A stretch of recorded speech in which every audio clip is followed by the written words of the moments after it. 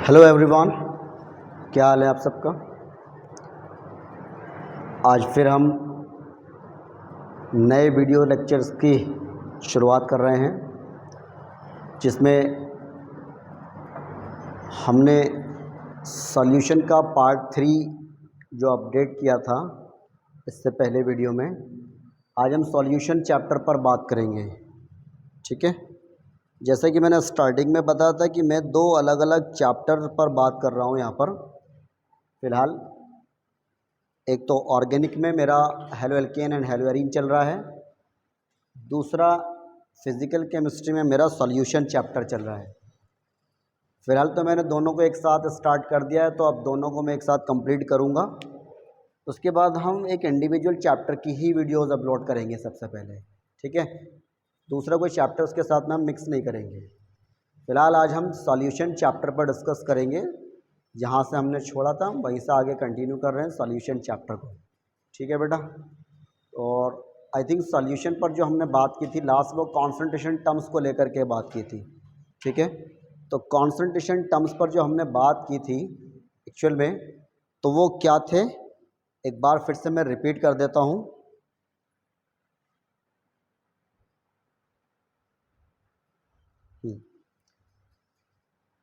क्या क्या concentration terms थे, एक बार फिर से मैं रिपीट कर देता हूँ। ठीक है बेटा, जिसमें हमने कॉन्सेंट्रेशन टर्म्स 2 टाइप से डिस्कस किए थे। एक तो टेम्परेचर डिपेंडेंट, दूसरा टेम्परेचर इंडिपेंडेंट। टेम्परेचर डिपेंडेंट जिसमें जो वॉल्यूम से रिलेट करने वाले होते हैं, एक टेम्परेचर इंडिपेंडेंट जो मास से रिलेटेड होते हैं, मास से रिलेट करने वाले होते हैं। ठीक है, अब ये टेम्परेचर डिपेंडेंट क्या है, जैसे कि molarity, formality, normality, percentage weight by volume, percentage volume by volume, parts per million weight by volume, parts per million volume by volume. ये सारे टर्म्स तो हैं बेटा आपके कॉन्सेंट्रेशन टर्म्स, और कौन से वाले, टेम्परेचर डिपेंडेंट वॉल्यूम से रिलेट करने वाले टर्म्स। अब आती है बात टेम्परेचर इंडिपेंडेंट की, जो मोलैरिटी है, मोलालिटी है, मोल फ्रैक्शन है, परसेंटेज वेट बाय वेट है ना, और percentage parts per million weight by weight. और इसमें मैंने मोलारिटी पर डिस्कस किया था और उस पर कुछ क्वेश्चंस भी हमने किए थे। हम उसी के आगे से कंटिन्यू करेंगे मोलारिटी पर। जैसा कि मोलारिटी पर फॉर्मूला मैंने दिया था आपको, molarity is equals to molarity is equals to number of moles upon volume of solution, जिसको मैंने capital M equal to N/V करके हमने लिखा था, और इस पर कुछ क्वेश्चंस भी किए थे। और हमने बताया था कि अगर हम N की वैल्यू को W/M अप्लाई कर देते हैं, तो ये वैल्यू हम यहाँ पर जब अगर पुट करते हैं तो आपको मिलता है क्या, W/M upon V, volume of the solution. और यहाँ वॉल्यूम ऑफ द सॉल्यूशन हमने किस चीज़ में काउंट किया हुआ है, लीटर में लिया है। ठीक है, इसी के आगे से अब अगर मान लीजिए हमने कहा कि अगर सॉल्यूशन के अंदर सपोज, पहले तो यहाँ पर हम एक टॉपिक लगा रहे हैं, डाइल्यूशन इक्वेशन। अब ये डाइल्यूशन इक्वेशन क्या है, आइए उसको समझ लेते हैं। मोलारिटी के रिगार्डिंग है ये भी डाइल्यूशन इक्वेशन। अब ये डाइल्यूशन इक्वेशन क्या है उसको समझें। सपोज दैट ये हमारे पास एक कंटेनर है, और कंटेनर में हमने क्या किया हुआ है, कंटेनर में हमने एक सॉल्वेंट को लिया और उसके अंदर कुछ सॉल्यूट ऐड किया। सॉल्यूट ऐड करने पर एक सॉल्यूशन बन गया जिसका वॉल्यूम है हमारे पास में V1 ml करके। ठीक है, अब अगर हमने सॉल्यूशन का वॉल्यूम V1 ml लिया है, तो जाहिर है अगर सॉल्यूशन का कुछ ना कुछ मोलैरिटी तो ज़रूर होगा। तो बेटा हमने इस सॉल्यूशन की मोलैरिटी M1 कंसिडर की। फिर हमने क्या किया, इसका डाइल्यूशन इंक्रीज़ किया। डाइल्यूशन इंक्रीज़ करने का मतलब है एडिशन ऑफ वाटर। हमने इसके अंदर पानी को ऐड किया, तो जब पानी को ऐड किया तो हमने क्या किया, कॉन्सेंट्रेशन को डिक्रीज़ किया और डाइल्यूशन को इंक्रीज़ कर दिया। ठीक है ना, तो पानी के एडिशन के बाद में क्या हो जाता है, डाइल्यूशन इंक्रीज़ करता है तो कॉन्सेंट्रेशन डिक्रीज़ कर जाता है। तो वैसे जब हमने वाटर को ऐड किया, तो वाटर को ऐड करने के बाद हुआ क्या, फाइनली आपको वॉल्यूम में कुछ ना कुछ चेंज तो ज़रूर मिलेगा। तो मैंने कहा कि अगर हमने वाटर का एडिशन किया इस कंटेनर के अंदर तो वॉल्यूम हमारा अब चेंज होकर के कितना हो गया V2 ml। और फाइनली अब हमारे पास जो इसकी वॉल्यूम के अगर चेंज आया है तो डेफिनेटली इस फार्मूला के अकॉर्डिंग अगर वॉल्यूम चेंज होगा तो मोलरिटी पर भी अफेक्शन आएगा, मतलब वॉल्यूम बढ़ जाने से मोलरिटी डिक्रीज करेगा। तो पहले मोलरिटी क्या था M1, अब नई मोलरिटी क्या बन गई है सॉल्यूशन की M2। तो अब इस रिजल्टेंट मोलरिटी को कैलकुलेट करने के लिए हम क्या फॉर्मूला यूज़ करेंगे, तो जो इस रिजल्टेंट मोलरिटी को कैलकुलेट करने का फॉर्मूला होगा M2 को कैलकुलेट करने का फॉर्मूला, उसी को हम कहेंगे डाइल्यूशन इक्वेशन। और ये डाइल्यूशन इक्वेशन क्या रहेगा, ये रहेगा M1V1 is equals to M2V2 करके, M1V1 is equals to M2V2, जिसमें M1 ऑलरेडी नॉन मोलरिटी है, V1 ऑलरेडी नॉन वॉल्यूम है, M2 अननॉन मोलरिटी है जिसको हमें कैलकुलेट करना है, और V2 वो वॉल्यूम है जो आफ्टर एडिशन ऑफ वाटर आपको मिला है। ठीक है, तो इसको हम कहते हैं डाइल्यूशन इक्वेशन। और ये हम तब अप्लाई करते हैं जब आपके क्वेश्चंस के अंदर वॉल्यूम की वैल्यू अलग अलग गिवन हो और एक मोलरिटी आपको गिवन हो और उसके साथ में आपको क्या करना पड़ रहा हो, आपको नई मोलरिटी का कैलकुलेशन करना पड़ जाए, तो वहाँ पर हम इक्वेशन को यूज़ करते हैं M1V1 इक्वल टू M2V2 करके। ठीक है, इसको ज़रा नोट करिए, फिर आगे बात करते हैं।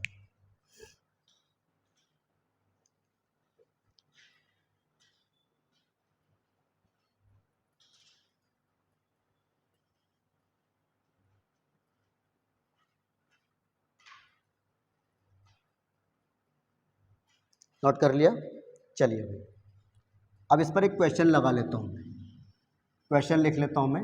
क्वेश्चन क्या बन जाएगा, कैलकुलेट, क्वेश्चन हो जाएगा calculate, calculate the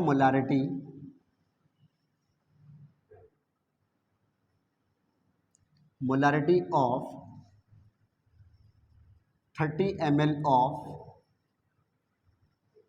H2SO4, 30 ml of 0.5 mH2SO4, 0.5 mH2SO4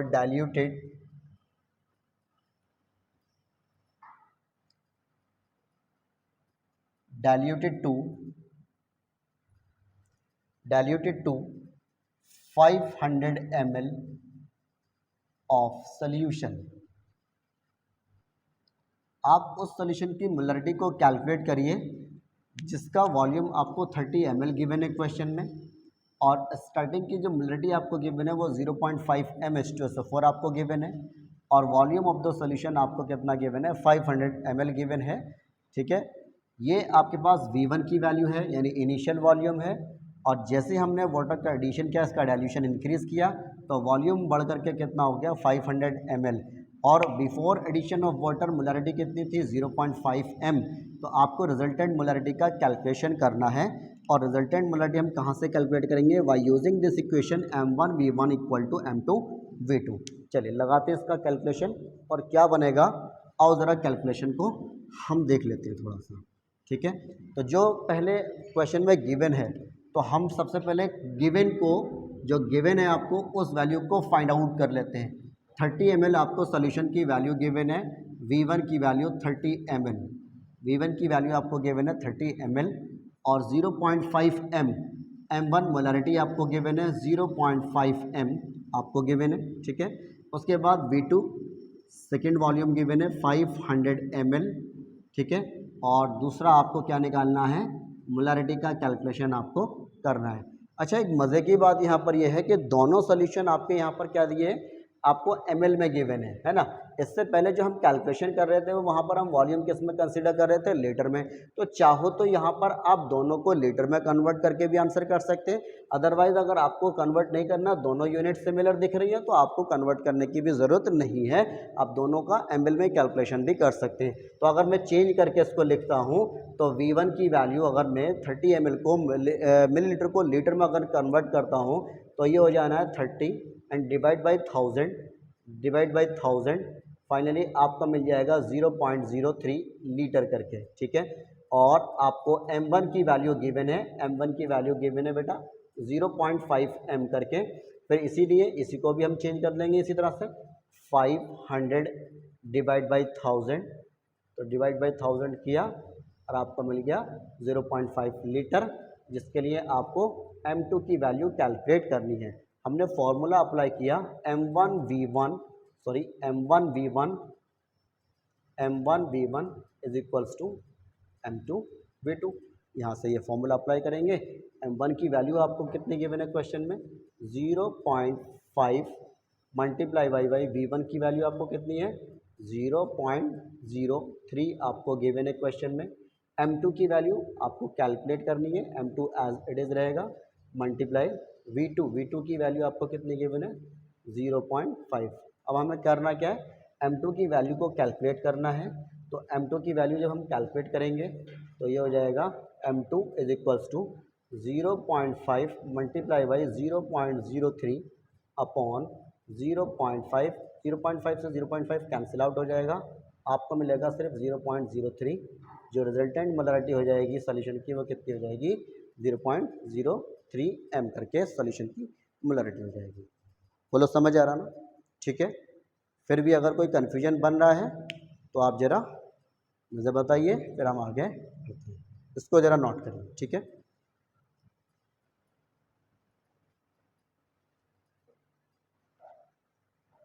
हो गया?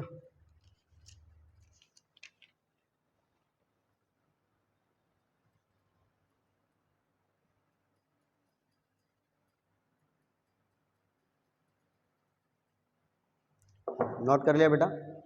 चलिए, अब आता है एक नया टर्म, इसको हम हटा देते हैं, डाइल्यूशन को भी, ठीक है। ये तो हो गया डाइल्यूशन पर एक question. Molarity of a mixture, heading लगाइएगा, molarity of a mixture, molarity of a mixture. अब हम एक मिक्सचर की मोलारिटी कैलकुलेट कैसे करेंगे? अब कौन सा मिक्सचर? मतलब दो सिमिलर सॉल्यूशन को मिक्स किया गया, दो सिमिलर सब्सटेंस के सॉल्यूशन बनाए गए हैं V1 V2 जिनके वॉल्यूम है। तो जब हम दोनों वॉल्यूम ऑफ सॉल्यूशन को दोनों को मिक्स कर देते हैं तो एक मिक्सचर तैयार होता है और उस मिक्सचर की रिजल्टेंट मोलारिटी का कैलकुलेशन करना है। तो how to deal with that question? तो हमारे लिए फॉर्मूला क्या रहेगा? फॉर्मूला रहेगा M1V1 final resultant molarity is equals to M1V1 plus M2V2 plus M2V2 upon V1 plus V2, ठीक है। यहाँ पर M1 जो हो जाएगी वो इनिशियल मोलारिटी हो जाएगी, इनिशियल मोलारिटी जो क्वेश्चन में गिवन है, ठीक है। और M2 फाइनल मोलारिटी हो जाएगी, फाइनल मोलारिटी हो जाएगी। और V1 initial volume, initial volume, और V2 फाइनल वॉल्यूम, ठीक है। और M क्या हो जाएगा? Resultant molarity of a mixture, resultant molarity of a mixture. दो सॉल्यूशन को मिक्स करने पर सॉल्यूशन की मोलारिटी को रिजल्टेंट मोलारिटी कहा जाता है। तो उसको हम कैलकुलेट करेंगे by using the equation that is M equal to M1V1 plus M2V2 upon V1 plus V2 करके। Not it? नोट करिए इसको। चलते हैं कॉन्सेंट्रेशन टर्म सेकेंड की ओर, दैट इज नॉर्मेलिटी। इसको नोट करिए, मिटा दें। चलिए, हेडिंग लिखिएगा बेटा नॉर्मेलिटी। नॉर्मेलिटी क्या है आओ जरा डिटेल में डिस्कस करेंगे नॉर्मेलिटी को भी। जो कॉन्सेंट्रेशन टर्म्स है वॉल्यूम रिलेटेड है और ये टेम्परेचर डिपेंडेंट है। सेकंड नॉर्मेलिटी, ठीक है बेटा। नॉर्मेलिटी तो मोलारिटी में और नॉर्मेलिटी में क्या फ़र्क है? जिस तरह से हमने मोलैरिटी का फॉर्मूला लिखा था m is equals to n by V, यानी number of moles of solute present in 1 litre of solution is known as molarity of the solution. तो वैसे ही एक टर्म होता है, जिस तरह से नंबर ऑफ मोल एक टर्म होता है, वैसे ही एक टर्म होता है number of equivalent. Number of equivalent, तो नंबर ऑफ इक्विवेलेंट जिस तरह से अमाउंट ऑफ सब्सटेंस की यूनिट मोल होती है, तो वैसे ही एक अनदर अमाउंट ऑफ सब्सटेंस की यूनिट जिसको क्या कहा जाता है, नंबर ऑफ इक्विवेलेंट कहा जाता है होता है। जिस तरह से मोल की यूनिट मोल होती है, तो वैसे ही इक्विवेलेंट की यूनिट इक्विवेलेंट होती है। तो अब सवाल ये बनता है कि 1 लीटर सॉल्यूशन के अंदर जितने मोल्स प्रेजेंट होते हैं, जितने मोल्स प्रेजेंट होते हैं, तो वो तो सॉल्यूशन की मोलैरिटी कहलाती है।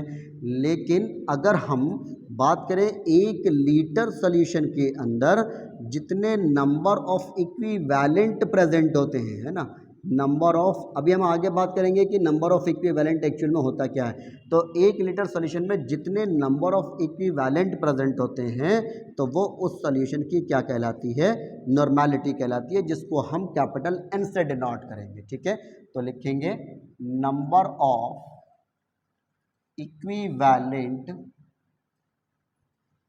Number of equivalent of solute, या कई बार हम इसे ग्राम इक्विवेलेंट भी कहते हैं ना। बात एक ही है, number of, in short equivalent करके लिख लो, या ग्राम इक्विवेलेंट, बात एक ही है। Number of equivalent of solute present in 1 litre of solution is called normality,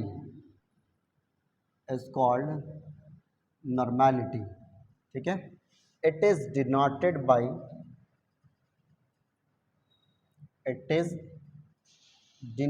by capital N। हम इसको किस चीज़ से रिप्रेजेंट करेंगे, कैपिटल N से। ठीक है, तो नंबर ऑफ इक्विवेलेंट यानी कि नॉर्मेलिटी इज इक्वल्स टू होता है नंबर ऑफ ग्राम इक्विवेलेंट या सीधा equivalent, number of equivalent of solute upon, ये हो जाना है वॉल्यूम ऑफ सॉल्यूशन। जल्दी इंशाल्लाह हम चैप्टर को फिनिश करेंगे। ठीक है, थोड़े दिन में मैं चैप्टर को कंप्लीट करने वाला हूँ। नॉर्मेलिटी को हमने कैपिटल N से लिखा, नंबर ऑफ इक्विवेलेंट को जिस तरह से नंबर ऑफ मोल को हम N से रिप्रेजेंट करते हैं, तो वैसे ही नंबर ऑफ इक्विवेलेंट को मैंने NEQ से लिख दिया। N फॉर नंबर, EQ मतलब इक्विवेलेंट। ठीक है, तो ये हो जाएगा NEQ upon volume of solution. जिस तरह से मोलैरिटी की जो फॉर्मूला होता है वो होता है N/V, और मोलैरिटी का यूनिट बनता है मोल पर लीटर करके ना, तो वैसे ही मोल की यूनिट मोल होती है, तो इक्विवेलेंट की यूनिट इक्विवेलेंट आ जाएगी। तो अगर हम यूनिट की बात करें, तो यूनिट यहाँ पर हो जाएगा इक्विवेलेंट पर लीटर। इन शॉर्ट इसको भी हम लिख सकते हैं इक्विवेलेंट पर लीटर को कुछ इस तरह करके ना, थोड़ा L बड़ा बना दिया, इक्विवेलेंट पर लीटर, एक ही बात होती है। जिस तरह इसको इन शॉर्ट कैपिटल M लिख देते हैं, तो वैसे ही इक्विवेलेंट पर लीटर को इन शॉर्ट इक्वी पर लीटर इस तरह से लिखा जा सकता है। ठीक है, अब सवाल यहाँ पर क्या बनता है उसको भी देखिए। जिस तरह से N की वैल्यू W/M होती है और हम इसको यहाँ पुट कर देते हैं, तो वैसे ही NEQ की जो वैल्यू होगी वो होती है मास अपॉन इक्विवेलेंट मास। तो मोल का मतलब क्या होता है, अमाउंट ऑफ सब्सटेंस और मोलर मास ऑफ सब्सटेंस की जो रेशियो होता है उसी को बेसिकली मोल कहा जाता है। तो ऐसे ही नंबर ऑफ इक्विवेलेंट किसको कहा जाएगा, तो अमाउंट ऑफ सब्सटेंस और इक्विवेलेंट ऑफ सब्सटेंस के रेशियो को क्या कहेंगे, नंबर ऑफ इक्विवेलेंट कहेंगे। तो ये जो वैल्यू है, ये वैल्यू को हम क्या करेंगे, जनरली यहाँ से पुट करेंगे इस फॉर्मूला के अंदर, और आपको मिल जाएगा फॉर्मूला एक proper N is equals to W/E into V, और वॉल्यूम ऑफ सोल्यूशन यहाँ पर मैं लिख देता हूँ W यहाँ पर क्या है, mass of solute, mass of solute जो आपको ग्राम क्वांटिटी में चाहिएगा हमेशा, और ई क्या हो जाएगा, ई हो जाएगा equivalent, equivalent mass of solute. ऐसे ही वी हो जाएगा आपका volume of solution, volume of solution, ये हमेशा आपको लीटर में ही लेना है, ठीक है। इसको नोट करिए, फिर डिटेल में बात करते हैं कि how to find equivalent mass of a given compound. Note करें,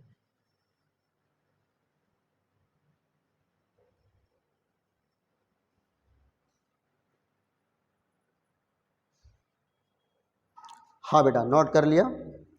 चलिए बात करेंगे आगे नंबर ऑफ इक्विवेलेंट के बाद में।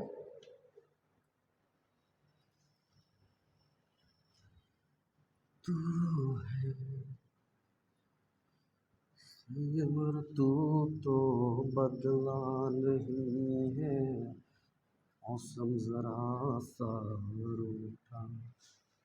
हाँ, हेडिंग लिखिएगा बेटा, how to calculate,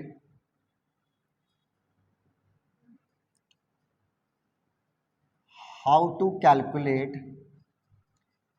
equivalent, equivalent mass.